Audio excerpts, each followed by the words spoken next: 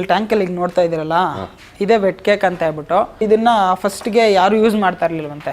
Malt ಬೇಸು whisky, scotch whisky ಆ ಥರ ಎಲ್ಲ ಮಾಡ್ತಾರಲ್ಲ, ಇದ್ರದಿಂದ ಮಾಲ್ಟ್ ಬೇಸ್ ಅದರಲ್ಲಿ ಲಿಕ್ವಿಡ್ ಎಕ್ಸ್ಟ್ರಾಕ್ಟ್ ಮಾಡಿಕೊಂಡು ಅದನ್ನು ಸ್ಟೋರ್ ಮಾಡಿ ಬಂಕರಲ್ಲಿ, ಅದೊಂದು ಫರ್ಮೆಂಟ್ ಆದಮೇಲೆ ಅದಕ್ಕೆ ಸ್ಪಿರಿಟು ಮತ್ತು ಇನ್ನೂ ಏನು ಬೇಕೋ ಎಲ್ಲ ಆ್ಯಡ್ ಮಾಡಿ ಅದಾದಮೇಲೆ ಅದನ್ನು ಪ್ಯಾಕಿಂಗ್ ಮಾಡಿ ಸೇಲ್ ಮಾಡ್ತಾರಂತೆ. ಸೊ ಇದು ಬೈ ಪ್ರಾಡಕ್ಟು ಸರ್ ಅದರದ್ದು. ಇದನ್ನು ಅರ್ಲಿಯರ್ ಒಂದು 15-20 ಇಯರ್ಸ್ ಬ್ಯಾಕ್ ಯಾರು ಯೂಸ್ ಮಾಡ್ತಾ ಇರಲಿಲ್ಲ. ಇದನ್ನೆಲ್ಲ ತೊಗೊಂಡೋಗಿ ಅವರೇ ಕಾಸು ಕೊಟ್ಟು ಆಚೆಗೆ ಕಳಿಸ್ತಾ ಇದ್ರಂತೆ. ಅಲ್ಲಿಂದ ಒಬ್ಬೊಬ್ಬರಾಗಿ ಯೂಸ್ ಮಾಡೋದು ನೋಡಿ ಈಗ ಸರ್ ಇದು ನಮ್ಗೆ ಇಲ್ಲಿ ಡೆಲಿವರಿ 14 ರೂಪೀಸಿಗೆ ಬರುತ್ತೆ, 14 ರೂಪಾಯಿಗೆ ಬರುತ್ತೆ. ಅಷ್ಟು ಡಿಮ್ಯಾಂಡ್ ಆಗಿದೆ ಇದಕ್ಕೆ. ಇದನ್ನು ಹಾಕೋದ್ರಿಂದ ಹಸುಗೆ ಏನಾಗುತ್ತೆ ಅಂದರೆ ಒಂದು ಮಿಲ್ಕ್ ಏಳ್ ಚೆನ್ನಾಗಿರುತ್ತೆ, ಬಾಡಿ ಸ್ಕೋರ್ ಚೆನ್ನಾಗಿ ಬರುತ್ತೆ, ದುಡ್ಡು ಕಡಿಮೆ ಇದೆ. ಈಗ ನಮ್ಮದು ಬೇರೆ ಯಾವುದೇ ನಾವು ಚಕ್ಕೆ ಬೂಸ ಆಗ್ಬೋದು, ಬೇರೆ ಯಾವುದೇ ಒಳ್ಳೆ ಚೆನ್ನಾಗಿರೋ ಮೇವುದಾಗ್ಬೋದು ಅಂದರೆ ಒಂದು 30+ ಇರುತ್ತೆ.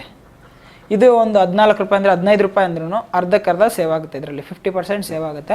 ಸೊ ನಾವು ಇದನ್ನು ಎಕ್ಸಸ್ ಕ್ವಾಂಟಿಟಿಯಲ್ಲಿ ಫೀಡ್ ಮಾಡ್ಬೋದು.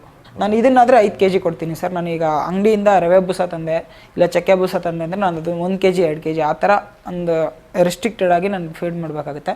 ಸೊ ಇದಂದಾಗ ನಾನು ಕಡಿಮೆ ರೇಟಿಗೆ ಬರುತ್ತೆ, ನಾನು ಜಾಸ್ತಿಗೆ ಫೀಡ್ ಮಾಡ್ಬೋದು ಸರ್. ಈಗೆಲ್ಲ ಮೇಜರಾಗಿ ಇದನ್ನ ಯೂಸ್ ಮಾಡ್ತಾ ಇದ್ದಾರೆ. ಫಸ್ಟ್ಗೆ ನಮಗೂ ಇದು ಒಂದು 15 ಇಯರ್ಸ್ ಬ್ಯಾಕ್ ಹೇಳಿದ್ರು ನಮಗೆ ಒಂದು ಭಯನೂ ಇತ್ತು, ಯಾವುದೋ ಇದು ಫೀಡು ನಮ್ಗೆ ಗೊತ್ತಿಲ್ಲ ಈ ಥರ ಯೂಸ್ ಮಾಡೋದು ಅಂತ.